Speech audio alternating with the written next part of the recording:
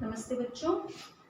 आज हम शुरू करेंगे ईमानदारों के सम्मेलन में, जिसके राइटर है हरिशंकर परसाई।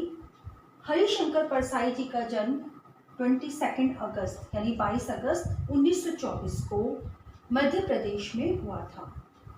इनकी प्रमुख रचनाएं हैं हंसते हैं, रोते हैं, भूत के पांव पीछे, सदाचार का ताबीज एक्सेट्रा। हरिशंकर परसाई जी मुख्य रूप से एक व्यंग्य लेखक माने जाते हैं। व्यंग्य लेखक क्या होता है? जो कि कमेंट्स देते हैं, मतलब सोसाइटी में, देश में जो गलत काम होता है उस पे लिखते हैं ये हरिशंकर परसाई जी। और लोगों के मतलब सोसाइटी में जो कुछ भी हो रहा है उस पे कमेंट दे करके लोगों को समझाना चाहते हैं। यहाँ पर ईमानदारों के सम्मेलन में भी एक ऐसी ही कहानी है जिसमें कि ईमानदारों का सम्मेलन मतलब फंक्शन तो ईमानदार लोगों का होता है, लेकिन वहाँ पर जो काम होता है वो पूरी चीटिंग का, डिसऑनेस्टी का होता है। तो इन्होंने इस लेसन के माध्यम से हमारी सोसाइटी में कैसे ईमानदार लोग, कैसे ऑनेस्ट लोग सोसाइटी में चीट करके लोगों को धोखा देते हैं, उसको एक्सपोज किया है। तो ये की व्यंग्य रचना है, मतलब एक कमेंट इन्होंने सोसाइटी के उन लोगों पर, ईमानदार लोगों पर पास किया है जिसमें कि लोग चीटिंग करके दूसरे लोगों को धोखा देते हैं। ईमानदारों के सम्मेलन में प्रस्तुत व्यंग्य रचना में एक सामाजिक असंगति की ओर संकेत किया गया है, मतलब सोसाइटी में जो गलत चीज हो रही है उसको इंडिकेट किया गया है। इसमें हास्य और व्यंग्य का सुंदर सम्मिश्रण है। इस लेसन में या प्रस्तुत पाठ में हास्य, लाफ्टर, और व्यंग्य, सार्केज्म का मतलब कमेंट्स का एक सुंदर कॉम्बिनेशन किया गया है। मतलब इस रचना के थ्रू आपको हंसी भी मिलेगी और कमेंट्स भी मिलेगा सोसाइटी के उन लोगों पर जो अपने आप को ईमानदार कहते हैं, ऑनेस्ट कहते हैं, लेकिन वो काम कौन सा करते हैं? डिसऑनेस्टी का, बेईमानी का, चीटिंग का। इस रचना के माध्यम से परसाई जी ने ईमानदार कहे जाने वाले लोगों की बेईमानी का पर्दाफाश किया है।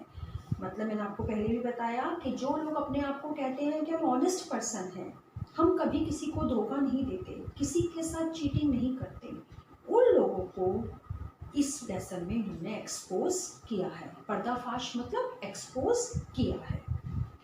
मैंने कतई ऐसा नहीं किया जिससे ईमानदार माना जाऊं। अब यहाँ पर मैंने जो वर्ड यूज हुआ है वो परसाई जी के लिए यूज हुआ है जो अपनी स्टोरी बता रहे हैं। मैंने कतई ऐसा कुछ काम नहीं किया, कतई मतलब कोई भी काम ऐसा नहीं किया कि जिससे मैं ईमानदार माना जाऊं। मतलब मैंने ऐसा कोई भी वर्क नहीं किया कि लोग मुझे ऑनेस्ट पर्सन में काउंट करें। ना जाने उन्हें कैसे यह भ्रम हो गया कि मैं ईमानदार हूँ। ना जाने उन्हें कैसे यह भ्रम, भ्रम मतलब डाउट, पता नहीं कुछ लोगों को डाउट हो गया कि आई एम ऑनेस्ट पर्सन। मुझे पत्र मिला, परसाई जी को एक लेटर मिला। मुझे पत्र मिला मतलब परसाई जी को एक लेटर मिला। उस लेटर में क्या लिखा था? हम लोग इस शहर में एक ईमानदार सम्मेलन कर रहे हैं। आप देश के प्रसिद्ध ईमानदार हैं। हमारी प्रार्थना है कि आप इस सम्मेलन का उद्घाटन करें। हम आपको आने जाने का पहले दर्जे का किराया देंगे और आवास, भोजन आदि की उत्तम व्यवस्था करेंगे। आपके आगमन से ईमानदारों तथा उदीयमान ईमानदारों को बड़ी प्रेरणा मिलेगी। ये उस लेटर में लिखा था कि हम लोग मतलब कुछ लोग इस शहर में एक ईमानदार सम्मेलन कर रहे हैं, किसी सिटी में एक फंक्शन अरेंज कर रहे हैं जो ईमानदार फंक्शन है, मतलब जो ऑनेस्ट लोगों का फंक्शन है। आप देश के प्रसिद्ध ईमानदार हैं। उन लोगों ने परसाई जी को लिखा था कि आप इस देश के फेमस ऑनेस्ट पर्सन हैं। हमारी प्रार्थना है, हमारी रिक्वेस्ट है कि आप इस सम्मेलन का, इस फंक्शन का इनॉग्रेशन, उद्घाटन करें। हम आपको आने जाने का पहले दर्जे का किराया देंगे, मतलब आने जाने का हम आपको रेंट देंगे, तथा आवास, एकोमोडेशन यानी रहने के लिए, भोजन, फूड आदि का भी उत्तम व्यवस्था, बेस्ट अरेंजमेंट करेंगे। कि आप यहाँ आएंगे। आपको क्यों बुला रहे हैं? क्योंकि आप इस देश के, इस राज्य के बहुत ही प्रसिद्ध ईमानदार हैं, बहुत ही ऑनेस्ट पर्सन है, फेमस ऑनेस्ट पर्सन है। इसलिए आप इस सम्मेलन का उद्घाटन करने के लिए आइए, इनॉग्रेशन करने के लिए आइए। और उसके बाद आप जब आएंगे तो हम आपको आने जाने का जो आपका रेंट होगा, जो आपका खर्चा होगा, हम आपको देंगे।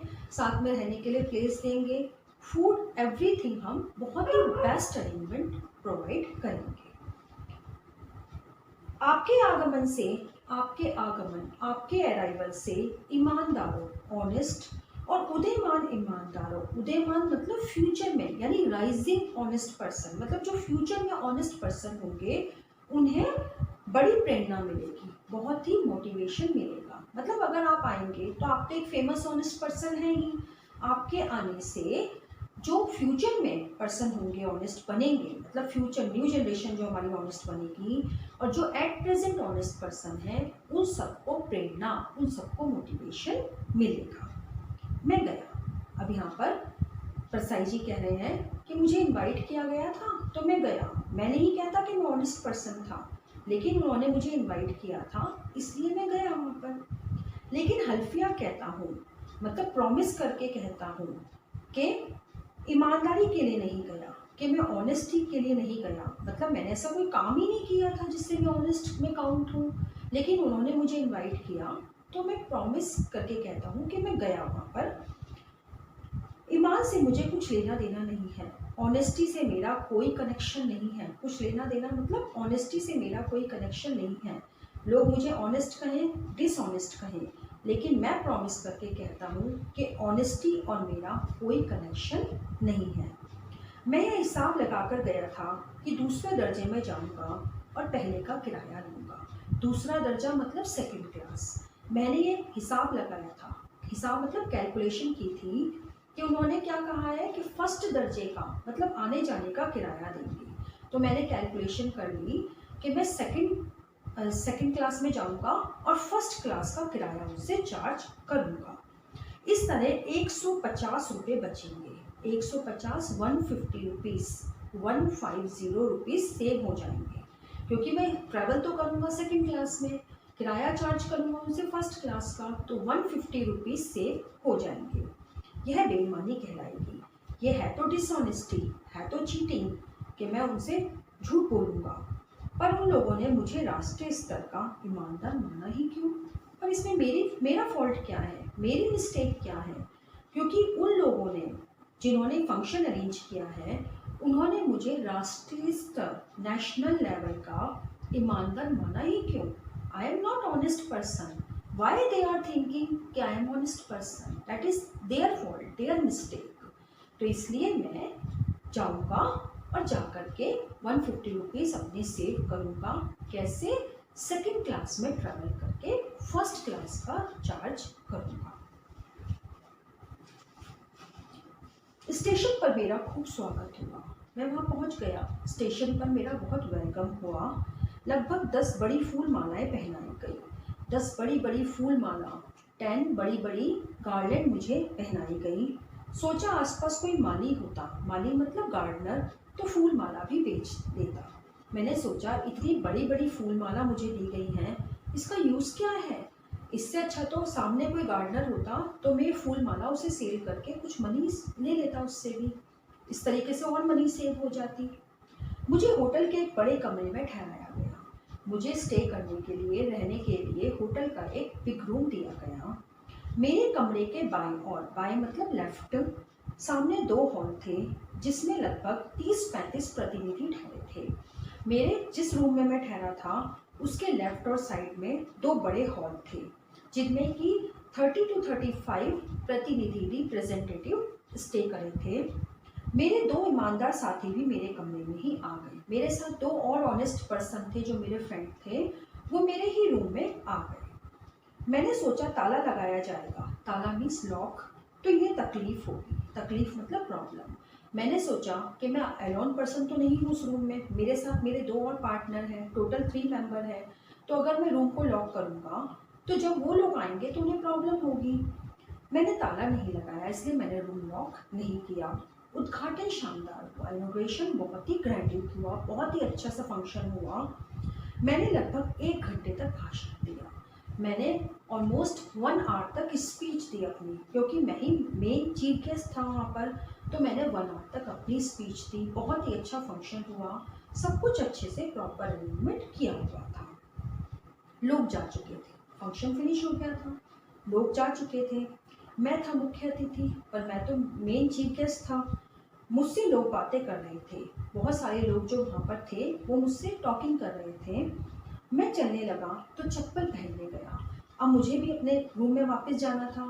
जब मैं वापस जाने के लिए गया तो मैं अपने स्लीपर्स पहनने के लिए गया। मैंने देखा मेरी चप्पलें गायब थी, मिसिंग थी मेरी स्लीपर्स। वहाँ पर जहाँ मैंने अपनी स्लीपर्स रखी थी वहाँ पर स्लीपर्स नहीं थी, वो मिसिंग थे। नई और अच्छी चप्पलें थी। मेरी जो चप्पल थी, मेरी जो स्लीपर्स थी वो न्यू थी और बहुत ही अच्छी थी। अब वहाँ एक जोड़ी फटी पुरानी, वहाँ पर एक टॉर्न और ओल्ड, फटी पुरानी टॉर्न और ओल्ड चप्पल वहाँ पर पड़ी हुई थी। वहाँ पर केवल एक ही चप्पल, एक जोड़ी पेयर बचा हुआ था जो टॉर्न था और ओल्ड स्लीपर्स थी, वही लेफ्ट थी वहाँ पर।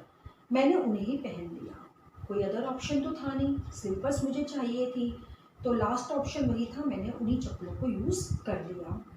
यह बात फैल गई कि मेरी नई चप्पलें कोई पहन गया, लेकिन ये बात इमीडिएटली सारे में स्प्रेड हो गई कि मेरी न्यू स्लीपर्स किसी ने यूज़ कर ली है और वहाँ पर अपनी ओल्ड स्लीपर्स रख के गया है। एक ईमानदार डेलीगेट मेरे कमरे में आए, कहने लगे कि आपकी चप्पलें कोई पहन गया है। जब मैं अपने रूम में वापस आया तो एक ऑनेस्ट डेलीगेट मुझसे मिलने के लिए रूम में आए। उन्हें भी मालूम था कि मेरी स्लीपर्स चोरी हो गई हैं, तो उन्होंने कहा कि आपकी चप्पल किसी और पर्सन ने यूज़ कर ली है।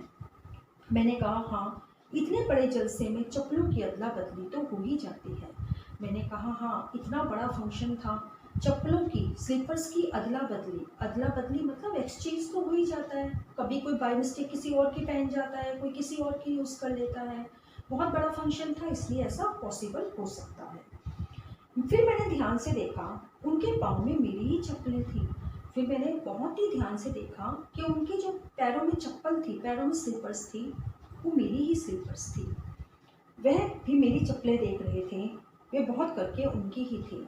मैं अपनी चप्पलें देख रहा था जो उन्होंने यूज़ की हुई थी, और वो मेरी स्लीपर्स देख रहे थे जो शायद उनकी स्लीपर्स थी, क्योंकि अपनी स्लीपर्स हम अच्छे से जानते हैं। तो मेरे को फील ऐसा हुआ कि उन्होंने मेरी स्लीपर्स, मेरे को अपनी स्लीपर्स की पहचान थी, तो उन्होंने मेरी स्लीपर्स यूज़ की थी और उनकी स्लीपर्स मैंने यूज़ की थी।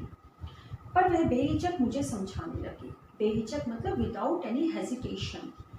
देखिए, चप्पलें एक जगह नहीं उतारनी चाहिए कि कहीं पर भी, कभी भी चप्पलें, कभी भी आप किसी फंक्शन में जाते हैं तो आप अपने स्लीपर्स एक प्लेस पर ना टेक ऑफ करें, मतलब उतारें नहीं। यहाँ चप्पलें, एक चप्पल यहाँ उतारिए तो दूसरी चप्पल 10 फीट दूर। उन्होंने कहा अपनी एक स्लीपर अगर आप यहाँ रखते हैं तो दूसरी स्लीपर यहाँ से 10 फीट के डिस्टेंस पर रखनी चाहिए, तब चप्पलें चोरी नहीं होती, तब चप्पलें थेफ्ट नहीं होंगी, चोरी नहीं होंगी। एक ही जगह चोरी होगी तो कोई भी पहन लेगा। अगर दोनों चप्पल एक साथ होंगी, दोनों स्लीपर्स एक साथ आप रखेंगे तो एनीवन कैन टेक दैट। मैंने ऐसा ही किया था, आई डिड डैट। मतलब उस पर्सन ने कहा कि आई डिड डैट, मैंने ऐसा ही किया था। मैं अपने फंक्शन में कभी भी जाता हूँ तो अपनी एक स्लीपर इस प्लेस पर और सेकंड स्लीपर 10 फीट के डिस्टेंस पर उतारता हूँ, जिससे मेरी चप्पल हमेशा सेफ रहती है, कोई उसे उठा के लेके ही नहीं जाता।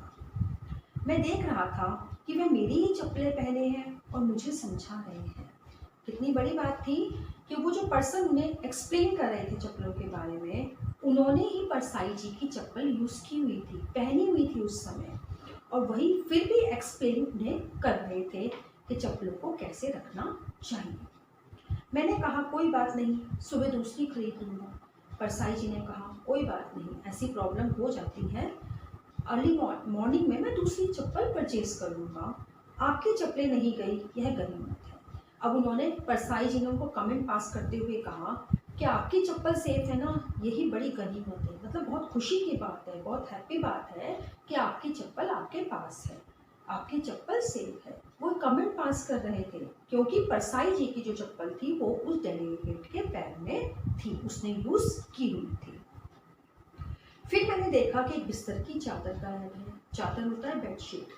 अपने रूम में जब वो डेलीगेट चले गए तो मैंने देखा कि एक बिस्तर, एक बेड की बेडशीट भी वहाँ पर नहीं है, वो भी मिसिंग थी। मैंने आयोजनकर्ता होते हैं ऑर्गेनाइजर्स से कहा, तो उन्होंने जवाब दिया होटल वाले ने दुल्हन को भेज दी होगी। जब मैंने ऑर्गेनाइजर्स को, जो होटल के ऑर्गेनाइजर्स थे, उनको कंप्लेन की तो उन्होंने कहा शायद वॉशिंग के लिए गई होंगी, दूसरी आ जाएंगी, कोई बात नहीं, आप दूसरी बेडशीट आपको मिल जाएगी। पर दूसरी आई नहीं। पर I did not gate second one. दूसरे दिन गोष्ठियाँ शुरू हो गई। गोष्ठियाँ होता है सेमिनार। सेकेंड डे रात को तो नाइट किसी तरीके से स्पेंड हो गई। नेक्स्ट डे सेमिनार स्टार्ट हो गए। रात को गोष्ठियों से लौटा, देखा कि 2 और चादरें गायब हैं। तीनों चली गई। टोटल 3 चादर्स थी। प्रीवियस डे एक चादर मिसिंग हो गई थी। नेक्स्ट डे जब लेखक सेमिनार से वापस आए तो उन्होंने देखा कि 2 बेडशीट जो बाकी थी वो भी मिस हो गई, वो भी खत्म हो गई है, कोई उन्हें भी ले गया है। दूसरे दिन बैठक में जाने के लिए धूप का चश्मा खोजने लगा। धूप का चश्मा मतलब सनग्लासेस तो नहीं मिला, शाम को तो था। नेक्स्ट डे जब मैं बैठक मतलब मीटिंग में जाने के लिए अपना सनग्लासेस सर्च कर रहा था तो देखा वो भी मिसिंग था। पर पहले दिन तो था वहाँ पर, कहाँ गया? मैंने 1-2 लोगों से कहा तो बात फैल गई। मैंने 1 या 2 लोगों से पूछा कि मेरे सनग्लासेस आपने देखे हैं, तो बात फैल गई, मतलब सारे में ये बात स्प्रेड हो गई पूरे होटल में कि चीफ गेस्ट के सनग्लासेस भी चोरी हो गए हैं। इसी समय बगल के कमरे में हल्ला हुआ। हल्ला मतलब नॉइस। बगल का कमरा मतलब नेक्स्ट रूम में। अरे मेरा ब्रीफकेस कहाँ चला गया? यही तो रखा था। इतनी देर में मैं अपने सनग्लासेस सर्च कर ही रहा था कि नेक्स्ट रूम में बहुत जोर से शोर हुआ, नॉइस हुई कि मेरा ब्रीफकेस कहाँ है? Where is my briefcase? I kept it here only. मैंने पूछा उसमें पैसे तो नहीं थे। मैंने पूछा उसमें आपने मनी रखी थी ब्रीफकेस में? जवाब मिला पैसे तो नहीं थे, कागजात थे। कागजात होता है इंपॉर्टेंट पेपर्स, कि मनी तो नहीं थी पर पेपर्स थे। मैंने कहा तो मिल जाएगा। मुझे मतलब एक सेटिस्फेक्शन हो गया कि मनी नहीं थी तो ब्रीफकेस का कोई यूज़ नहीं है, इसलिए मैंने उनको कहा यू विल गेट इट। मैं बिना धूप का चश्मा लगाए बैठक में पहुंचा। सनग्लासेस नहीं मिले थे और ऊपर से ये ब्रीफकेस का शोर भी हो रहा था, तो मैं बिना सनग्लासेस के, विदाउट सनग्लासेस के ही मीटिंग में गया। बैठक में 15 मिनट चाय की छुट्टी हुई, मतलब 15 मिनट का, 15 मिनट्स का मीटिंग में ब्रेक हुआ। लोगों ने सहानुभूति प्रकट की, लोगों ने मेरे साथ सिंपैथी की कि आपकी बेडशीट चोरी हो गई, आपकी चप्पल चोरी हो गई, अब सनग्लासेस भी चोरी हो गए। सब मुझे सिंपैथी फील करा रहे थे। एक सज्जन आए, एक पर्सन वहाँ पर आए, कहने लगे बड़ी चोरियाँ हो रही हैं, बहुत ज़्यादा चोरियाँ हो रही हैं, रोज़ कुछ ना कुछ आइटम चोरी हो जाता है। देखिए आपका धूप का चश्मा ही चला गया। उस लेखक ने कहा देखिए ना, कभी बेडशीट कभी कुछ, तो आज तो आपका सनग्लासेस ही चोरी हो गया। तो इस तरीके से राइटर की पहले क्या चीज़ चोरी हुई? चप्पल। दूसरी क्या चीज़ चोरी हुई? उसकी फर्स्ट बेडशीट, उसके बाद 2 और बेडशीट, फिर सनग्लासेस, और नेक्स्ट रूम में क्या चोरी हुआ था? ब्रीफकेस, जिसमें कुछ कागजात, जिसमें कुछ पेपर्स थे। आगे का हम नेक्स्ट वीडियो में कंटिन्यू करेंगे।